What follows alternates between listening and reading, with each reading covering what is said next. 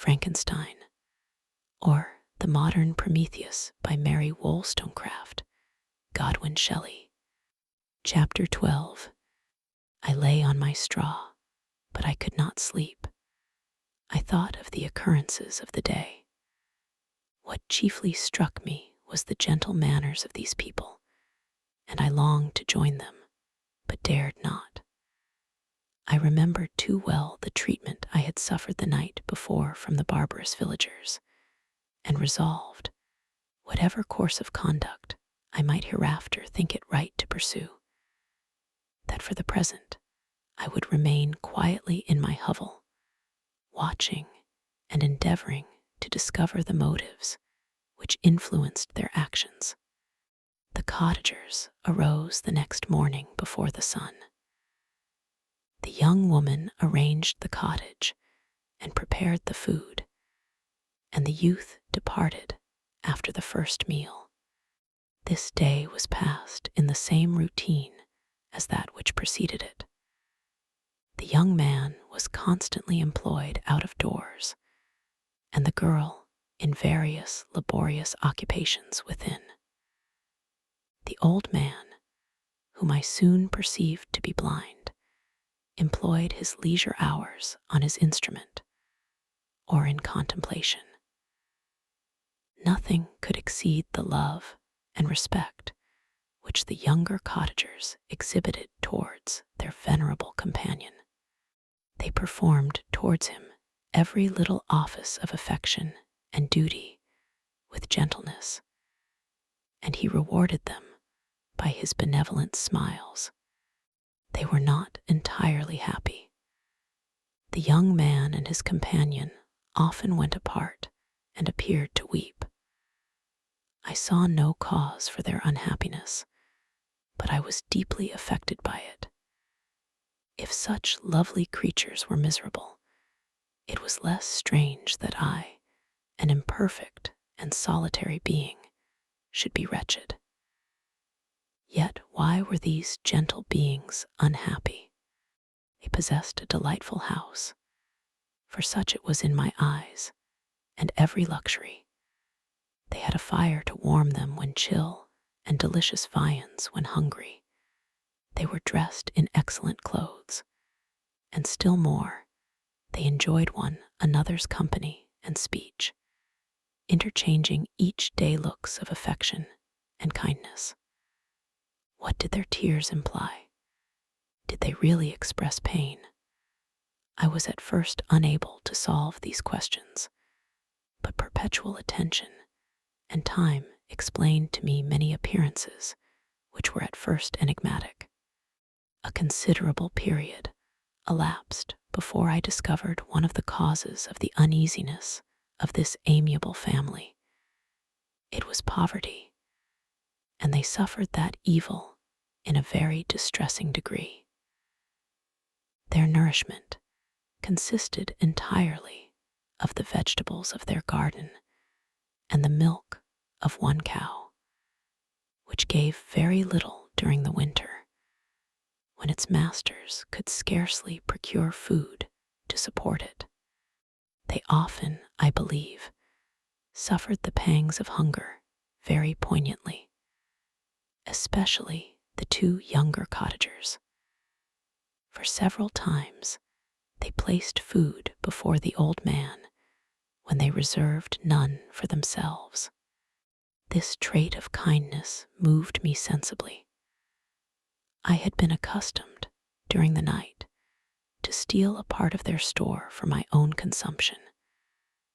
But when I found that in doing this I inflicted pain on the cottagers, I abstained, and satisfied myself with berries, nuts, and roots, which I gathered from a neighboring wood.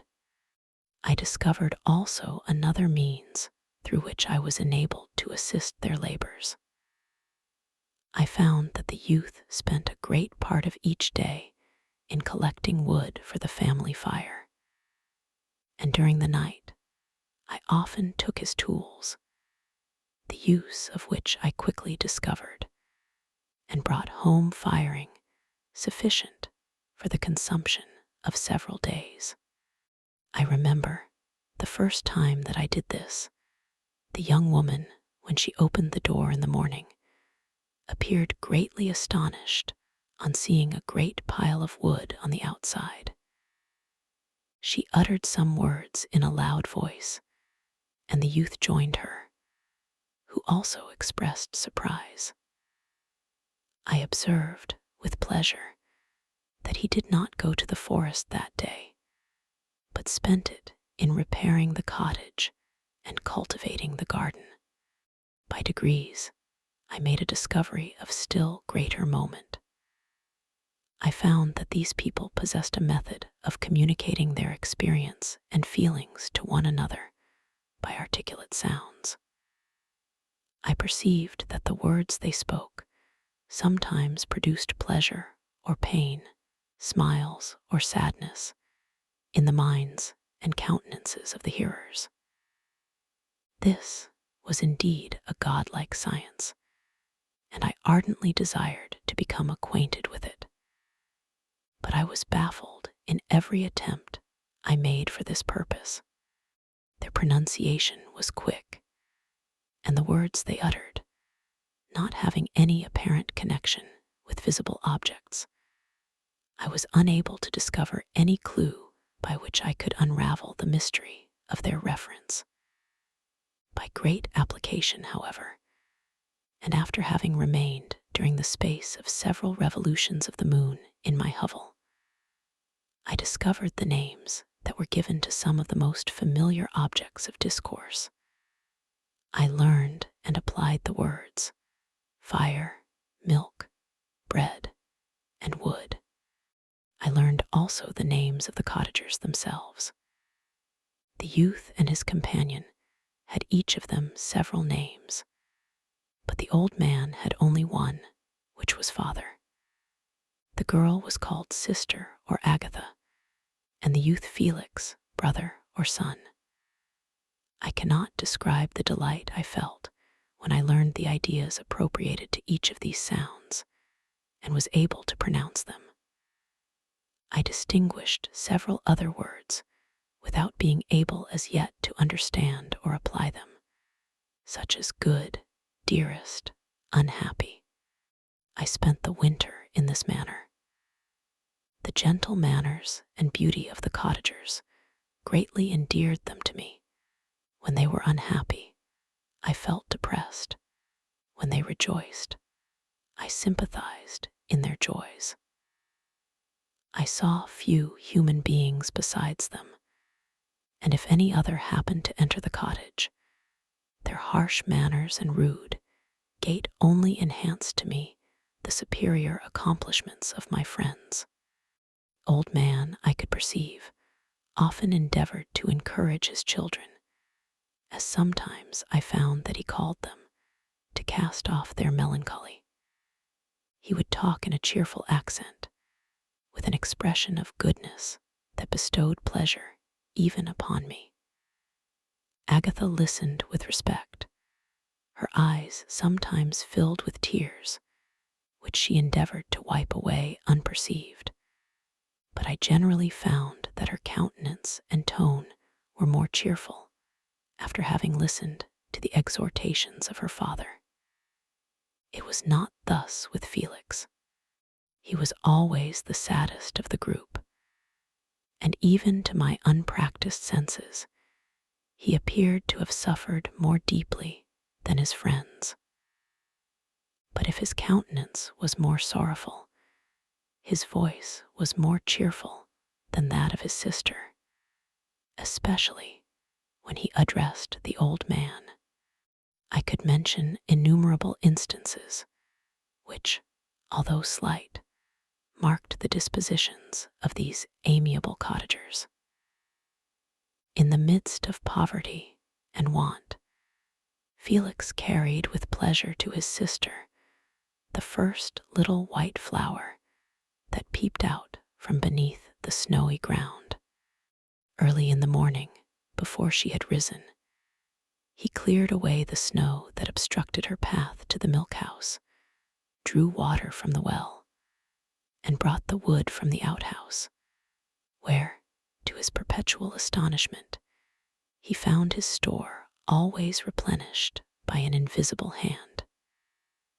In the day, I believe, he worked sometimes for a neighboring farmer, because he often went forth and did not return until dinner, yet brought no wood with him. At other times he worked in the garden, but as there was little to do in the frosty season, he read to the old man and Agatha. This reading had puzzled me extremely at first, but by degrees I discovered that he uttered many of the same sounds when he read as when he talked. I conjectured, therefore, that he found on the paper signs for speech which he understood, and I ardently longed to comprehend these also. But how was that possible when I did not even understand the sounds for which they stood as signs? I improved, however, sensibly in this science, but not sufficiently to follow up any kind of conversation, although I applied my whole mind to the endeavor, for I easily perceived that, although I eagerly longed to discover myself to the cottagers, I ought not to make the attempt until I had first become master of their language, which knowledge might enable me to make them overlook the deformity of my figure. For with this also, the contrast perpetually presented to my eyes had made me acquainted. I had admired the perfect forms of my cottagers, their grace, beauty, and delicate complexions. But how was I terrified when I viewed myself in a transparent pool? At first, I started back, unable to believe that it was indeed I who was reflected in the mirror. And when I became fully convinced that I was in reality the monster that I am, I was filled with the bitterest sensations of despondence and mortification. Alas, I did not yet entirely know the fatal effects of this miserable deformity. As the sun became warmer and the light of day longer, the snow vanished, and I beheld the bare trees and the black earth. From this time, Felix was more employed, and the heart-moving indications of impending famine disappeared. Their food, as I afterwards found, was coarse, but it was wholesome, and they procured a sufficiency of it. Several new kinds of plants sprang up in the garden, which they dressed, and these signs of comfort increased daily as the season advanced. The old man, leaning on his son, walked each day at noon, when it did not rain, as I found it was called when the heavens poured forth its waters. This frequently took place, but a high wind quickly dried the earth, and the season became far more pleasant than it had been. My mode of life in my hovel was uniform. During the morning, I attended the motions of the cottagers, and when they were dispersed in various occupations, I slept. The remainder of the day was spent in observing my friends. When they had retired to rest, if there was any moon or the night was starlight, I went into the woods and collected my own food and fuel for the cottage. When I returned, as often as it was necessary, I cleared their path from the snow and performed those offices that I had seen done by Felix. I afterwards found that these labors, performed by an invisible hand, greatly astonished them, and once or twice I heard them, on these occasions, utter the words good spirit, wonderful. But I did not then understand the signification of these terms. My thoughts now became more active, and I longed to discover the motives and feelings of these lovely creatures, I was inquisitive to know why Felix appeared so miserable and Agatha so sad. I thought, foolish wretch, that it might be in my power to restore happiness to these deserving people. When I slept or was absent, the forms of the venerable blind father, the gentle Agatha, and the excellent Felix flitted before me. I looked upon them as superior beings who would be the arbiters of my future destiny. I formed in my imagination 1,000 pictures of presenting myself to them and their reception of me. I imagined that they would be disgusted until, by my gentle demeanor and conciliating words, I should first win their favor and afterwards their love. These thoughts exhilarated me and led me to apply with fresh ardor to the acquiring the art of language. My organs were indeed harsh, but supple, and although my voice was very unlike the soft music of their tones, yet I pronounced such words as I understood with tolerable ease. It was as the ass and the lapdog, yet surely the gentle ass, whose intentions were affectionate, although his manners were rude, deserved better treatment than blows and execration. The pleasant showers and genial warmth of spring greatly altered the aspect of the earth. Men who before this change seemed to have been hid in caves dispersed themselves and were employed in various arts of cultivation. The birds sang in more cheerful notes, and the leaves began to bud forth on the trees.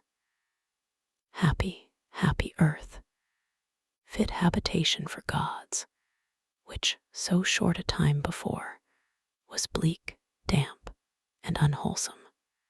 My spirits were elevated by the enchanting appearance of nature. The past was blotted from my memory.